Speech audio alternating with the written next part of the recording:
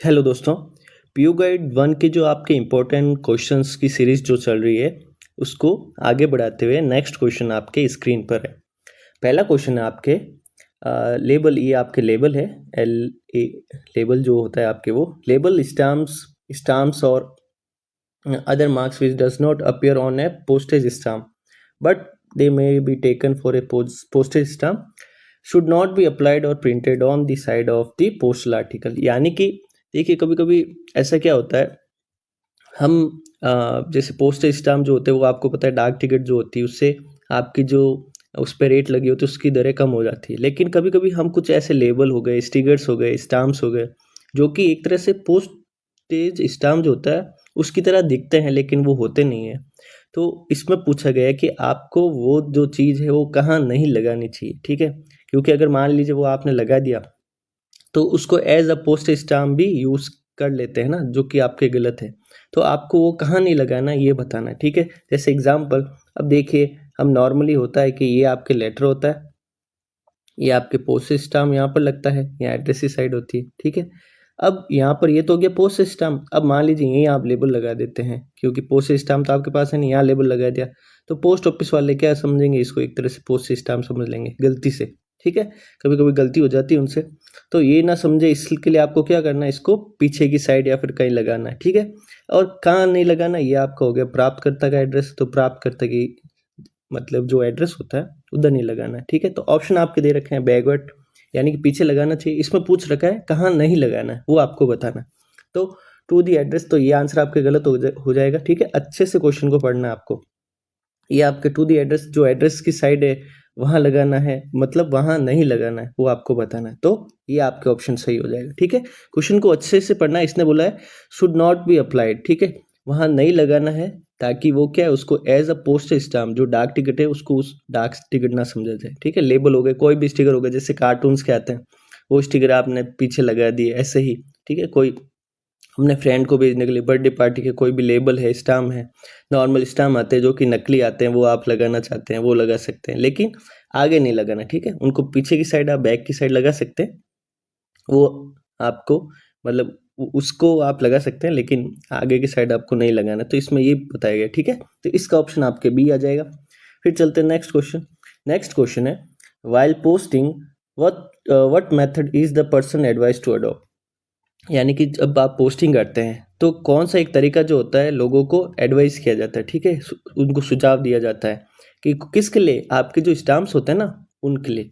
पहला, put more tickets at lower price और put more tickets, यानी कि अब ये नॉर्मल आपके, ये आपके लेटर हो गया, अब इससे पोस्ट स्टाम्प लगा दी मैंने, ये एस स्टाम्प लगा दी, जो कि क्या है, एक तरह से गलत है। क्यों? क्योंकि ये देखिए, अब पूरा एड्रेस इसमें कहाँ लिखेंगे आप। तो इसका मतलब क्या होता है, इसने बोला है कि बहुत ज़्यादा टिकट्स लगाए कम वैल्यू के, यानी कि 1-1 रुपये के। मान लीजिए आपको लोकल भेजनी है, 23 रुपये लगता है, अब 1-1 रुपये के आपने ले लिए, तो वो चीज़ नहीं करनी। तो ये आपका गलत हो जाएगा, ये एडवाइस नहीं करते हम क्या एडवाइस करते हैं, put expected tickets of higher value. Higher value यानी कि जो ज़्यादा से ज़्यादा बड़ा टिकट है पोस्ट स्टाम्प में वो लगाना है। मान लीजिए 23 रुपये है, 23 रुपये के लिए क्या करें आप, ज़्यादा से ज़्यादा 10 रुपये के 2 लगा दीजिए, फिर 2 रुपये का एक और 1 रुपये का एक, तो ऐसे कर लीजिए, ठीक है। या 20 रुपये का एक, या फिर 2 रुपये का एक, ऐसे। हायर वैल्यू यानी कि कम से कम टिकट में हायर वैल्यू वो बताए, तो वैसे आपको टिकट लगाने हैं, ठीक है। तो ये हम एडवाइस करते हैं जो भी आपके पर्सन्स आते हैं, जो भी लोग आते हैं वहाँ पर बुकिंग करवाने के लिए। तो आपके इसका ऑप्शन आ जाएगा बी, ठीक है। फिर चलते हैं नेक्स्ट क्वेश्चन। नेक्स्ट क्वेश्चन है in case of letter address to foreign countries and the address is written should be. अब जो एड्रेस होता है, नॉर्मल एड्रेस तो आपको पता है कोई भी लैंग्वेज में हो सकता है। कभी कभी ये क्वेश्चन देखिए, नॉर्मली इस क्वेश्चन का तो पता नहीं, अभी करेंगे। एक क्वेश्चन और पूछा जाता है कि जैसे नॉर्मल आपके कोई भी लैंग्वेज में, क्योंकि कोई बात ही नहीं है कि कोई पंजाबी में लिख सकता है, हिंदी में लिख सकता है, फिर इंग्लिश में लिख सकता है, कोई आपके गुजराती हो गया, बंगाली हो गया, उस पर लिखता है। तो अब ज़रूरी नहीं है कि हर एक बंदा उसको पढ़ पाता है, ठीक है, क्योंकि मेनली आपके इंग्लिश चलती है, हिंदी चलती है। तो वो आपके कहाँ जाता है, तो ये आपको पता होना चाहिए। वो एक अपने आरएमएस में, या फिर एक होता है ट्रांसक्रिप्शन जो सेंटर होता है, वो यानी कि वो उसको ट्रांसलेट करता है, उसको फिर इंग्लिश में उसको लिखा जाता है। पहले जो मान लीजिए ये आपके लेटर है, यहाँ पे आपके लिखा गया जो भी एड्रेस लिखा है वो आपके बांग्ला में लिखा गया। तो ये आपके एक बार आपके ट्रांसक्रिप्शन जो भी सेंटर होता है जो कि इसको ट्रांसलेट करता है, ठीक है, तो वहाँ पर जाएगा। उसके बाद वो क्या करेंगे, इसको यहाँ पर थोड़ा सा उसको इंग्लिश में पूरा एक तरह से लिख देंगे और वो आगे भेजा जाएगा, ठीक है। तो ये मेनली होता है जो कि आपके जो लेटर होता है वो आपके दूसरी लैंग्वेज में, जैसे बांग्ला हो गया, तमिल हो गया, कर्नाटका की लैंग्वेज जो हो गई, गुजराती जैसे लैंग्वेज सबको समझ में नहीं आती, पंजाबी सबको समझ में नहीं आती, ठीक है, उनको ट्रांसलेट करने के लिए, ठीक है। ये होता है आपके नॉर्मल। अब कभी जो फॉरेन कंट्रीज के लिए लेटर जाते हैं उनका एड्रेस भी आपको अच्छे से याद होना चाहिए, कौन से फॉर्म में आपको लिखना है। तो उसका आंसर आपके आता है Roman letters and Arabic numbers, ठीक है। आपके RL साहब और AN साहब, है ना। RL साहब यानी कि रोमन लेटर या अल्फ़ाबेट एक ही बात होती है, तो Roman letters and Arabic numbers, ठीक है। तो ये आपको अच्छे से याद रखना है, फॉरेन के लिए अच्छे से याद रखना है। और कभी कभी पूछा जाता है कि आपके अगर जैसे लैंग्वेज अगर चेंज होती है तो वो कहाँ जाता है, ठीक है। पूछा मतलब रेयर पूछा जाता है, तो आपको जानकारी के लिए बता दिया। ये फॉरेन वाला बहुत ज़्यादा पूछा जाता है, तो इसलिए ये भी अच्छे से आपको ध्यान रखना है। तो इसका ऑप्शन आपके ए हो जाएगा, ठीक है। फिर चलते हैं नेक्स्ट क्वेश्चन। नेक्स्ट क्वेश्चन है which option is correct for writing the address on the envelope. अब इसमें से कौन सा ऑप्शन जो है एक सही है, जो कि आपके एनवलप पे एड्रेस लिखने का तरीका सही है। पहला, आपके on the right hand side of the front of the later on the lower half of the envelope, ठीक है। अब इसने ये बोला है राइट साइड में। अब हम सबसे पहले देखते हैं लेटर, ये रहा लेटर आपके, ये आ गया आपके पोस्ट स्टाम्प और ये आ गया आपके एड्रेस। अब एड्रेस कहाँ पे है, देखिए ये एक तो लोअर हो गया, फिर राइट साइड में, तो राइट साइड के लोअर बिहाफ पे आपका एड्रेस ही लिखा जाता है। तो आपके पहला ऑप्शन ये लिखा हुआ देखिए, address on the right hand side of the front, ठीक है, आगे की साइड, राइट हैंड साइड मतलब दाएं भाग में, और नीचे की तरफ, ठीक है। तो ये आपके ऑप्शन ए हो जाएगा, ठीक है। बाकी आपके ऑप्शन गलत है, ये आपके डुप्लीकेट हो गया, तो इसको आपको देखना नहीं है, ठीक है। तो इसका ऑप्शन आपके ए हो जाएगा, ठीक है। फिर चलते हैं नेक्स्ट क्वेश्चन। नेक्स्ट क्वेश्चन है minimum margin of how many centimetre while writing the address on the envelope should be right. अब देखिए मैंने इसमें फ्रॉम टॉप भी लिखा है और नॉर्मल क्वेश्चन भी है, ठीक है। फ्रॉम टॉप आए आपके, देखिए दो क्वेश्चन बनते हैं, फ्रॉम टॉप आए तो इसका आपका आंसर हो जाएगा 4 सेंटीमीटर, ठीक है। 4 सेंटीमीटर फ्रॉम टॉप लिखा जाए तो, और नॉर्मल आपके फ्रॉम टॉप ना आए तो देखिए ये मैंने बताया 4 सेंटीमीटर जब टॉप आए, फ्रॉम टॉप ना आए, नॉर्मल ऐसे क्वेश्चन आए तो उसका आंसर आपको क्या बताना है वो हम देखेंगे, ठीक है। ये आपको 4 वाला तो याद रखना ही है, फ्रॉम टॉप आए जब। अब इसका आंसर क्या होगा, इसमें आपके ऑप्शन दे रखे हैं, सॉरी, 1 सेंटीमीटर या फिर 2 सेंटीमीटर या फिर 3 सेंटीमीटर या फिर 4 सेंटीमीटर। इसमें यह दे रखा है कि आपके कितने सेंटीमीटर का गैप होना चाहिए एक एड्रेसी और नॉर्मल जो पत्र होता है, कितने उसकी दूरी छोड़नी चाहिए। तो इसका आंसर आपके हो जाएगा 3 सेंटीमीटर, ठीक है। 3 सेंटीमीटर जब आपके नॉर्मल क्वेश्चन पूछा जाए कितना मार्जिन मिनिमम छोड़ा जाए वो, और फ्रॉम टॉप बोला जाए तो उसमें आपके 4 सेंटीमीटर है ना ये। और कुछ और हिस्से देख लेते हैं, जैसे कि अब ये आपके आ गया एक लेटर, ठीक है। अब ये आपके एड्रेस की साइड हो गई। अब फ्रॉम टॉप बोला है, फ्रॉम टॉप ये यहाँ से लेके यहाँ तक होता है आपके 4 सेंटीमीटर, ठीक है।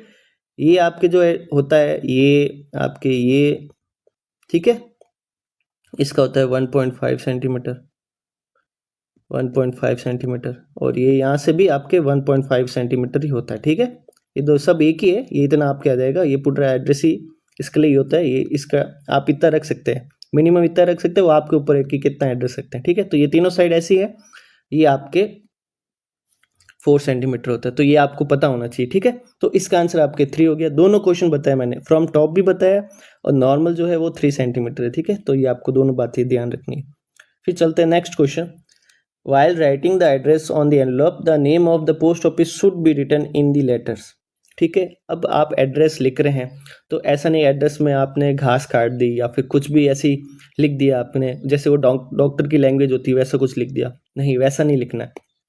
तो उसको लिखने के लिए आपके ऑप्शन दे रखे हैं कैसा लिखना है, छोटा और साफ, ठीक है, स्मॉल और क्लियर लिखना है, नहीं छोटा नहीं लिखना आपको, लार्ज एंड क्लियर, हाँ लार्ज एंड क्लियर यानी कि बड़ा भी लिखना और साफ सुथरा भी लिखना है, ठीक है। एड्रेस जैसे मान लीजिए अभिषेक लिखा मैंने या फिर मुकेश लिखा, तो MU ऐसे पूरा अच्छे से साफ से लिखिए मुकेश, ठीक है, ऐसे नहीं घास नहीं काटी, यूं यूं आपने लिखे ये ऐसे, ये डॉक्टर की, या फिर डॉक्टर की वो ऐसे लिख देते हैं, तो ऐसे नहीं लिखना आपको, आपको साफ सुथरा एकदम क्लियर कट लिखना है। ठीक है, तो आपको इसका आंसर आपके हो जाएगा बी। ठीक है, फिर चलते हैं नेक्स्ट क्वेश्चन। नेक्स्ट क्वेश्चन है what is not required in the details of mail delivered to rural areas. यानी कि अब ऐसी कौन सी डिटेल है जो कि आप एक मेल की डिलीवरी करते हो आपके गांव में, तो उसमें ज़रूरी नहीं है। पहला, रिसिप्शन नेम, जो आपके रिसिप्ट होता है यानी कि जो प्राप्त करता होता है उसका नाम तो बहुत ज़रूरी है, तो ये तो आपके सही है। मतलब ये तो इसका ऑप्शन होगा नहीं, इसमें बोला नॉट रिक्वायर्ड, कौन सा नहीं है, तो ये तो रिक्वायर्ड है, तो ये तो सही है आपके। फादर्स नेम या हस्बैंड नेम, पापा का नाम भी होता है गांव में, क्योंकि दो दो नाम के होते हैं, तो फादर्स नेम भी होता है। फिर विलेज एंड थाना नेम, विलेज और गांव तो ज़रूरी है उसमें, तो गांव और थाना भी होता है उसमें।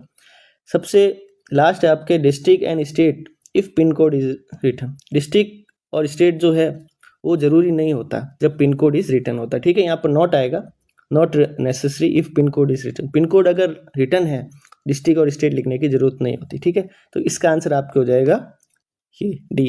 ठीक है, आपको डिस्ट्रिक्ट और स्टेट लिखने की ज़रूरत नहीं होती जब आप रूरल एरियाज में भेजते हैं और उसमें पिन कोड आपके लिखा जाए। ठीक है, तो डिस्ट्रिक्ट और स्टेट जो होता है, जैसे मान लीजिए राजस्थान है, राजस्थान में कोई भी एक डिस्ट्रिक्ट है, जयपुर है जैसे, तो वो जयपुर लिखने की ज़रूरत नहीं और राजस्थान स्टेट लिखने की ज़रूरत नहीं, आपको केवल पिन कोड लिखना है। पिन कोड जैसे आपने ये लिख दिया, तो ये आपके जयपुर का पिन कोड आ गया। ठीक है, तो अब जयपुर का पिन कोड लिखने के बाद आपको जयपुर डिस्ट्रिक्ट लिखने की ज़रूरत नहीं और स्टेट लिखने की ज़रूरत नहीं, क्योंकि ये नॉर्मली आपके पता चल जाता है कि ये जयपुर का है या फिर राजस्थान का, ये भी पता चल जाता है, क्योंकि ये जो सीरीज़ चलती है वो राजस्थान में चलती है। ठीक है, हर एक स्टेट की अलग अलग सीरीज़ चलती है, तो वो भी आपको पता होना चाहिए। ठीक है, फिर इसका आपका आंसर डी आ गया। फिर चलते हैं नेक्स्ट क्वेश्चन। नेक्स्ट क्वेश्चन है which of the following is desirable for the prompt delivery of articles. अब सबसे ज़्यादा जरूरी क्या होता है एक लेटर को डिलीवरी करने के लिए, ठीक है, प्राप्तकर्ता को पहुंचाने के लिए। पहला, the address should be written in parallel to length of the cover and in lower half and on the right side of the facing the text. अब नॉर्मली आपको पता होता है लेटर ये रहा, ठीक है, एड्रेस की साइड कहाँ होता है, एड्रेस की साइड ये होता है। इसने ये बोला है कि एड्रेस ही जो होता है उसका एड्रेस पैरेलल होता है किसके, लेंथ ऑफ कवर इसके पैरेलल होता है, तो ये भी पैरेलल ही है। आपके लोअर साइड में है, राइट साइड में है, यानी कि लोअर भी है राइट साइड में भी, तो ये ऑप्शन आपके सही हो गया। ठीक है, फिर दूसरा, the post town should be noted in capital letters and the pin code of the post town should be noted below. यानी कि जो आपके पोस्ट टाउन है, जो उनका एक तरह से शहर है या फिर जहाँ वो रहते हैं, वो एक तरह से कैपिटल में लिखना है और उसका जो पिन कोड है ना वो भी उसके नीचे लिखना है, तो ये भी बात सही है। ठीक है, जहाँ आप भेज रहे हैं, जयपुर भेज रहे हैं तो जयपुर, आप कहीं भी भेज रहे हैं तो जयपुर भी लिख दीजिए और उसका पिन कोड भी लिख दीजिए, उससे क्या ज़्यादा सही रहता है ना। तो वैसे एज एन एग्जाम्पल दे रहा हूँ मैं, ज़रूरी नहीं कि आप जयपुर वाला भी लिखिए, गाँव में नहीं लिखा जाता, तो एज एन एग्जाम्पल दे रहा हूँ आपको। फिर route like via should not be indicated. अब वाया वाया कोई लिख देते कि वाया वैसे, वाया वैसे, ठीक है, तो वो चीज़ें नहीं होनी चाहिए उसमें, तो ये बात भी आपके सही है।